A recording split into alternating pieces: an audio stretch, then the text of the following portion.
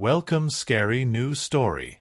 On a tranquil, hushed night, when the world seemed to hold its breath, I found myself driving home under a midnight sky. The road ahead stretched out, empty and silent, illuminated only by the eerie glow of distant streetlights casting long shadows on the asphalt. These late-night drives were my solace, moments of solitude where my mind could wander freely as the world slumbered. The familiar country roads leading to my house usually offered comfort in their isolation, but on this night that sense of security began to slip away as I noticed a pair of unwavering headlights in my rearview mirror. Initially brushing it off as just another vehicle sharing the road, I soon realized that these lights were different. They stayed fixed, neither approaching nor falling behind, matching my every move. Unease crept in as I tried to shake off the persistent presence behind me. Accelerating, slowing down, and taking abrupt turns were all met with the same response. The headlights remained a constant companion in the darkness, a silent observer of my every maneuver. It was as though the other car anticipated my actions, following with a chilling precision that sent shivers down my spine. The desolate road amplified my growing unease, the silence broken only by the rhythmic hum of my tires on the pavement. With each passing mile, the knot in my stomach tightened, and my thoughts raced as I struggled to make sense of the situation. Stories of being followed flashed through my mind, adding to the mounting tension that filled the car. In a desperate attempt to shake off my pursuer, I veered onto a secluded lane, hoping the labyrinth of twists and turns would throw them off my trail. But as I stole a glance in the mirror, those unyielding headlights remained, a constant reminder of my vulnerability in the night.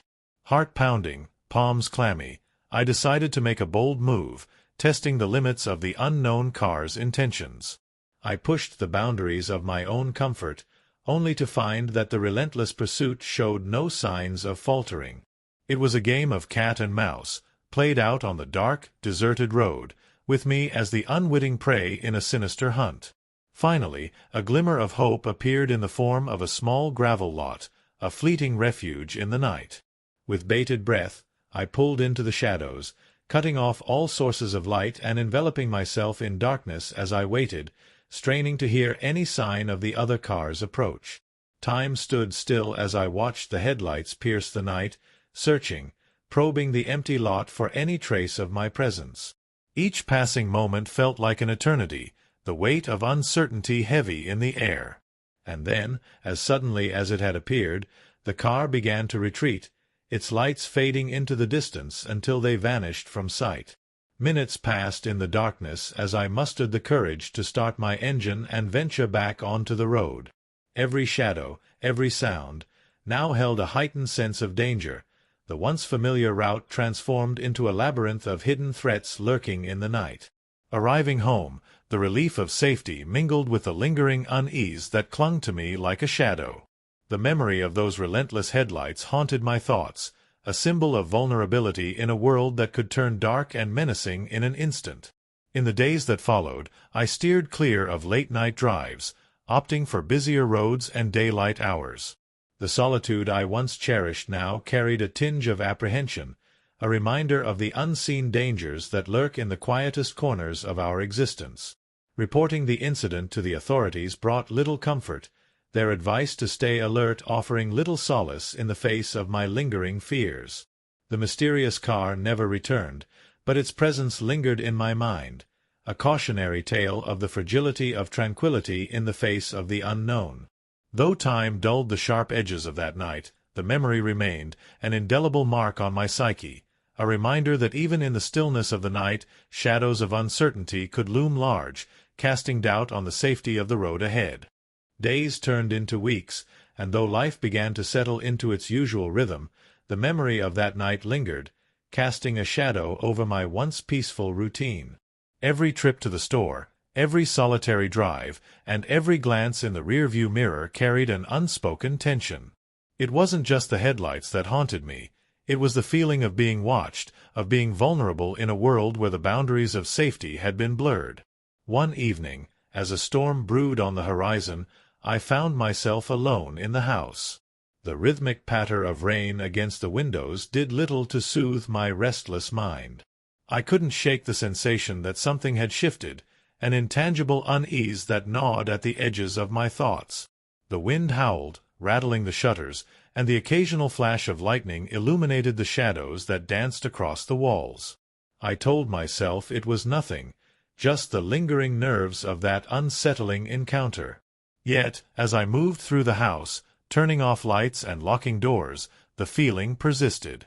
It was as if the night itself held its breath, waiting for something to unfold. It was then that I heard it, a faint sound, barely audible over the storm. A soft, deliberate knock at the front door.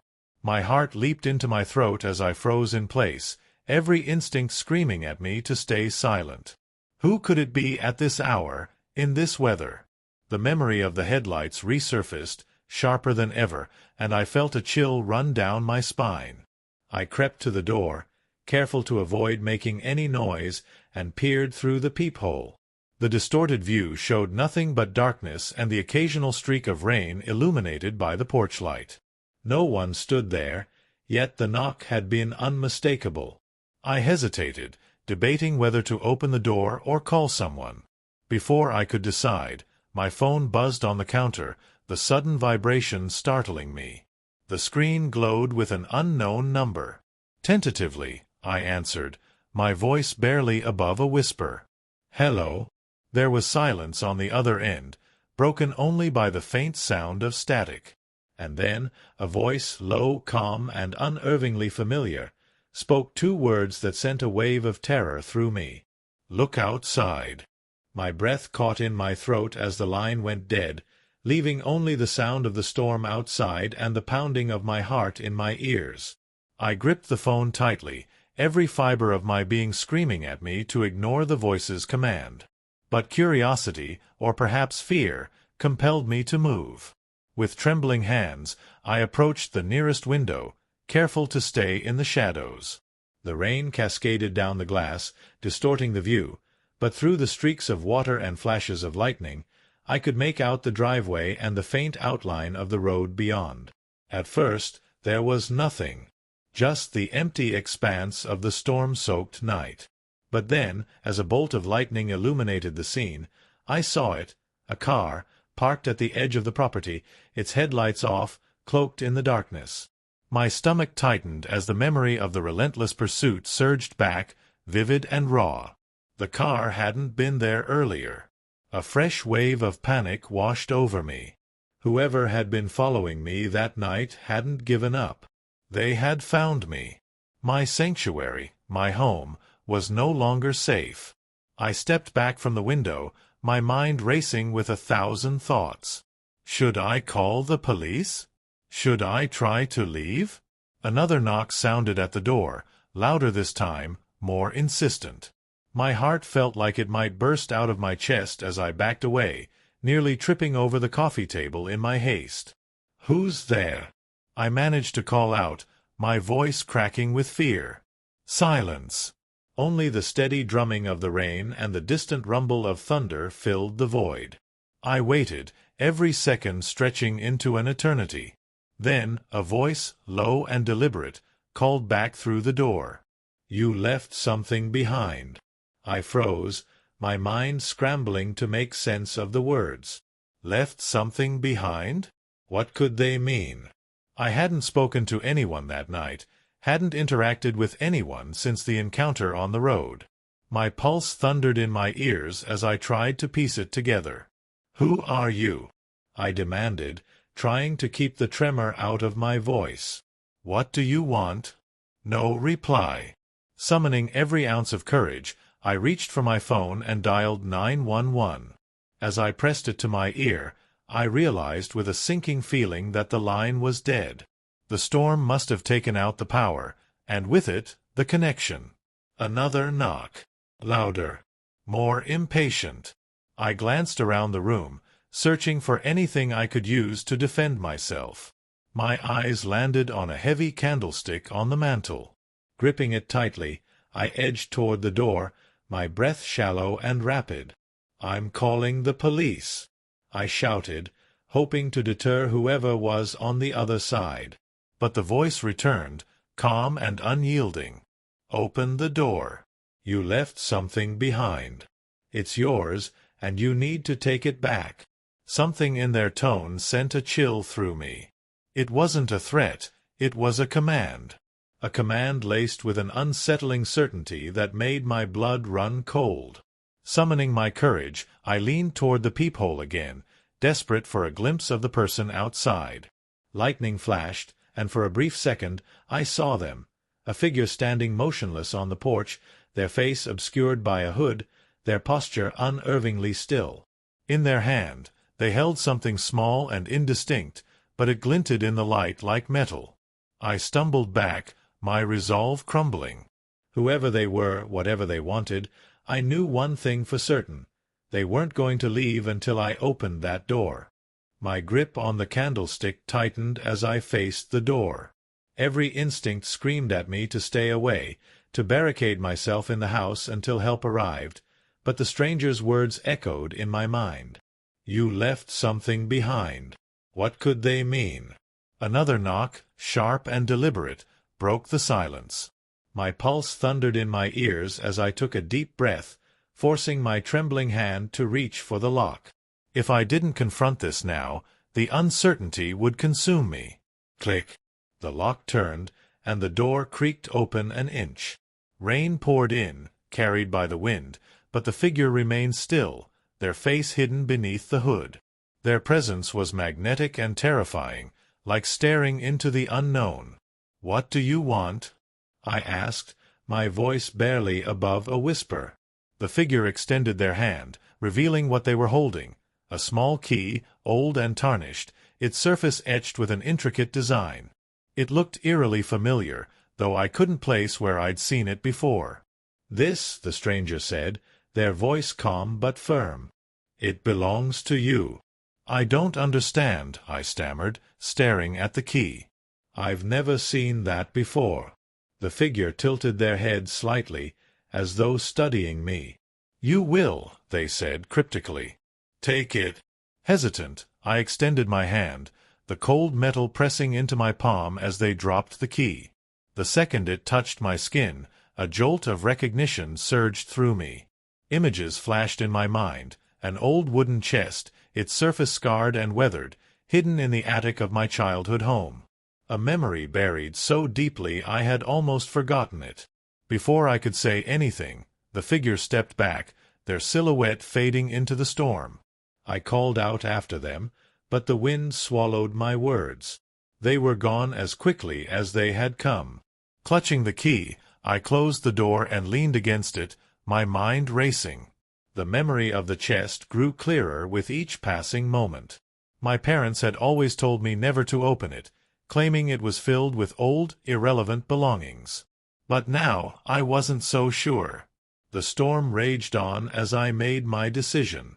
I grabbed my coat and flashlight, determined to find the truth.